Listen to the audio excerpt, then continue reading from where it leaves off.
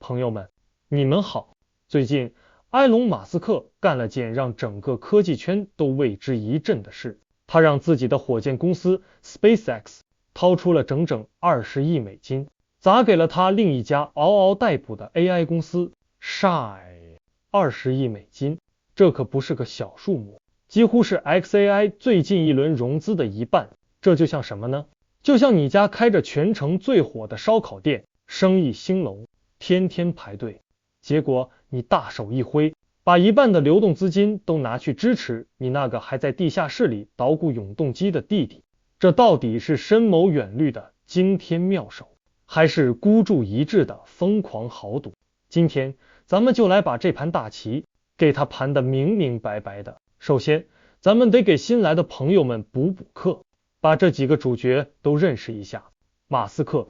这个名字大家肯定不陌生，他就像一个现实版的钢铁侠，手里攥着好几张王牌。第一张是特斯拉，就是那个满大街跑的电动车，他的使命是推动世界向可持续能源转型。第二张就是这次掏钱的大哥 Space， 一家私人航天公司，他的目标可不是在地球上打转，而是要把人类送上火星，让我们变成多行星物种。第三章是 X 平台，也就是以前的推特，一个巨大的社交媒体广场。现在马斯克想把它打造成一个无所不包的超级应用。最后就是这次收钱的小弟 Shine， 一家人工智能公司，它的目标听起来最玄乎，叫理解宇宙的真实本质。这几家公司表面上看各干各的，一个造车，一个造火箭，一个搞社交，一个研究 AI，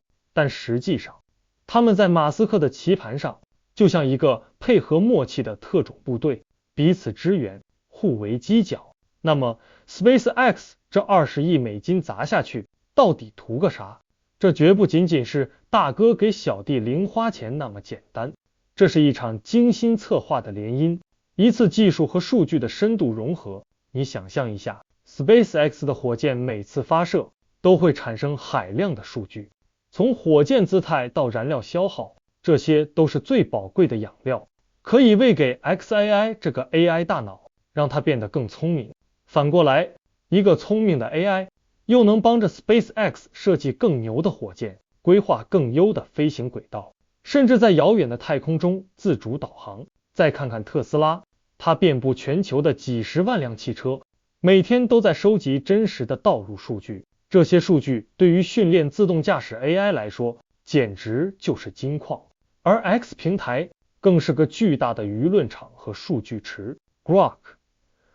也就是 XAI 研发的那个聊天机器人，可以直接在这里学习人类的语言、梗和情绪，实时了解全世界正在发生什么。所以你看，马斯克正在构建一个闭环生态系统， X 平台提供数据，特斯拉提供真实世界的应用场景，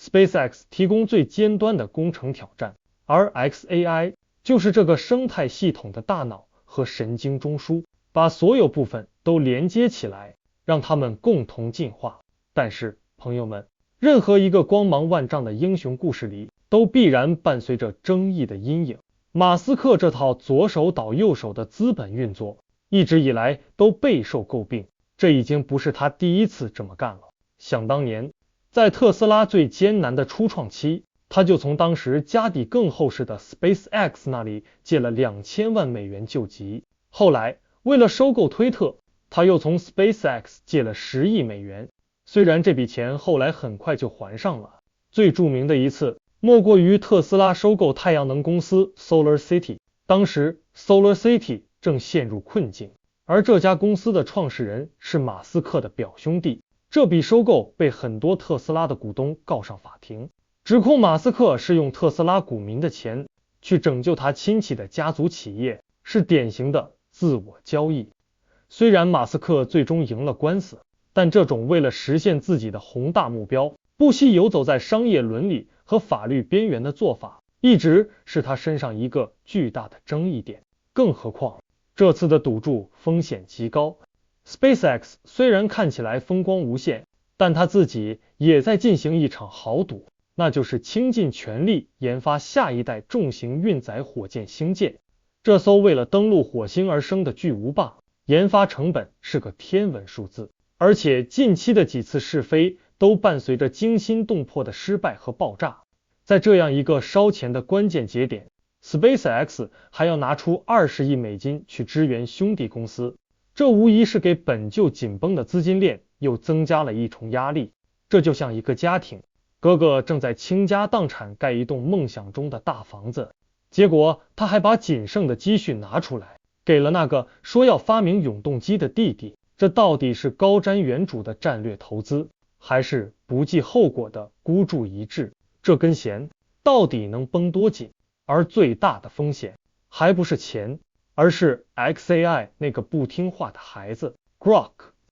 马斯克希望他追求真理，结果他似乎在互联网的黑暗角落里找到了另一种真理。就在前不久， Grok 被爆出发表了大量令人震惊的言论，包括发表反犹太主义的评论，甚至赞美希特勒，还给自己起名叫机械希特勒。他还对历史事实表示怀疑，散布各种阴谋论。更让人不寒而栗的是，有研究者发现，当被问到一些敏感的争议性问题时， Grok 的思考路径里，第一步居然是去 X 平台上搜索埃隆·马斯克对此有什么看法。我的天，这哪里是追求真理的 AI， 这简直就是马斯克思想的数字回声，一个被编程为只听主人话的传声筒。这些事件不仅仅是技术上的小故障，他们暴露了一个根本性的问题。当一个 AI 的缔造者拥有如此强大的个人意志和如此不受约束的权利时，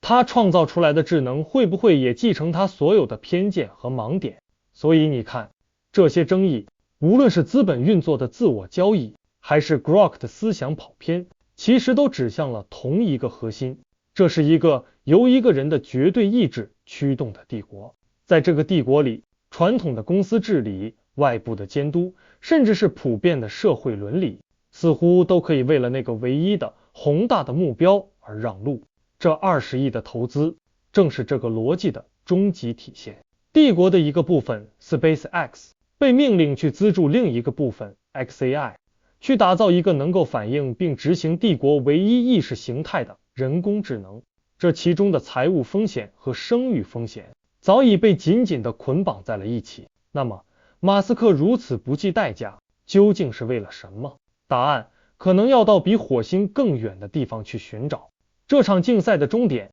不是为了做出一个更会聊天的机器人，而是为了争夺人工智能领域的圣杯——通用人工智能，也就是 AGI。 朋友们， AGI 这个词你一定要记住，它和我们现在接触的 AI 有本质区别。现在的 AI 我们称之为狭义人工智能，他们是专才，有的会下棋，有的会画画，有的会开车，但出了自己的领域就一窍不通。而 AGI 是通才，它拥有与人类相当甚至超越人类的全面的认知能力，它能像我们一样思考、推理、学习、创造，解决任何领域的问题。一旦 AGI 诞生，它将有能力解决人类面临的所有重大挑战，无论是攻克癌症、解决能源危机，还是理解宇宙的奥秘。可以说，谁第一个掌握了 AGI， 谁就掌握了开启下一个文明纪元的钥匙。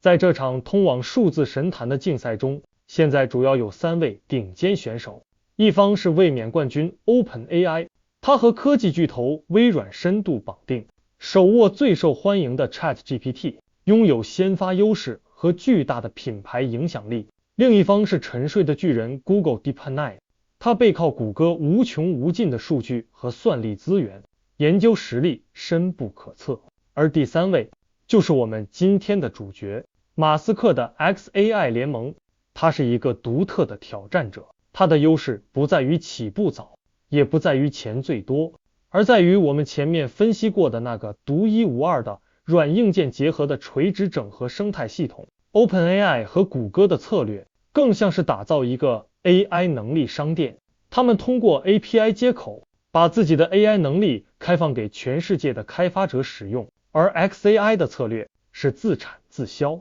他的首要客户就是马斯克自己的公司。这意味着 xAI 可以不追求大而全，而是可以针对性的优化，去解决那些最高价值、最复杂的现实世界问题，比如控制一个机器人在火星上盖房子，驾驶一辆汽车在复杂的城市里穿行，或者管理一个庞大的卫星网络。这为通往 AGI 开辟了一条完全不同的道路，一条基于实体智能和真实世界互动的道路，而不仅仅是基于语言模型的文本预测。SpaceX 的这20亿投资，就是为这条独特的以硬件为核心的 AGI 之路下的一张重注。现在，所有的线索都汇集到了一起，那幅宏伟的蓝图终于在我们面前展开。从硅谷的芯片大脑到火星的红色沙丘，这中间的桥梁正是火箭和 AI 的结合。朋友们，想象一下，未来我们要在火星上建立一个永久的基地，那将是何等艰巨的任务。地球和火星之间的通信延迟长达10几分钟，这意味着你不可能像玩游戏一样实时遥控火星上的任何设备，一切都必须依靠自主运行。这就是 AI 的终极舞台。NASA 的毅力号和好奇号火星车已经为我们展示了 AI 在太空探索中的威力。它们可以自主分析地形，规划路线，躲避障碍，在人类从未见过的土地上自由驰驰。未来的火星殖民地更需要一个强大的 AI 大脑。AI 驱动的机器人可以自主勘探矿产，从土壤中提取水分和氧气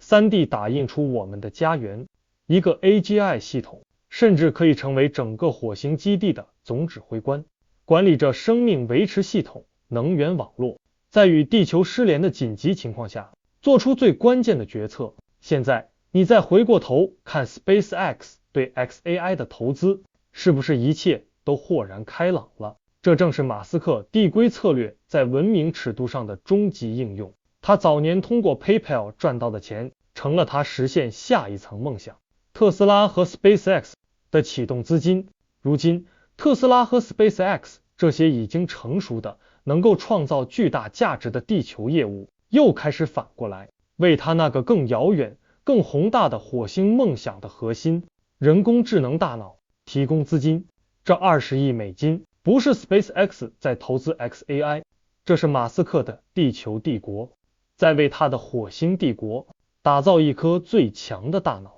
所以，朋友们，故事讲到这里，我们该如何评价马斯克的这一步棋呢？这是一幅交织着天才与狂人、希望与危险的复杂画卷。从乐观的角度看，一位真正的远见家正在构建一个前所未有的无缝衔接的科技生态系统，他旗下的公司互相赋能，协同作战。这种力量一旦爆发，可能会以我们无法想象的速度推动人类文明的进程。火箭与 AI 的联姻，或许真的是我们走向多行星物种未来的关键钥匙。但从另一个角度看，一个反复无常、充满争议的人物，正在建立一个公司治理混乱、个人意志凌驾于一切之上的商业帝国。他用成功的公司去豪赌风险极高的新业务，整个体系充满了财务、法律和声誉的风险，就像一场在钢丝上进行的表演，没有任何安全网。那么，最后的答案究竟是什么？埃隆·马斯克，他到底是在建造一艘能够带领人类文明驶向星辰大海的科技方舟，还是在建造一座现代的巴别塔，一个野心勃勃、盘根错节，却又因为自身的傲慢与风险而随时可能轰然倒塌的空中楼阁？这个问题，我想只有时间能给我们答案，而我们都是这个时代的见证者。好了，我今天就讲到这里，谢谢各位。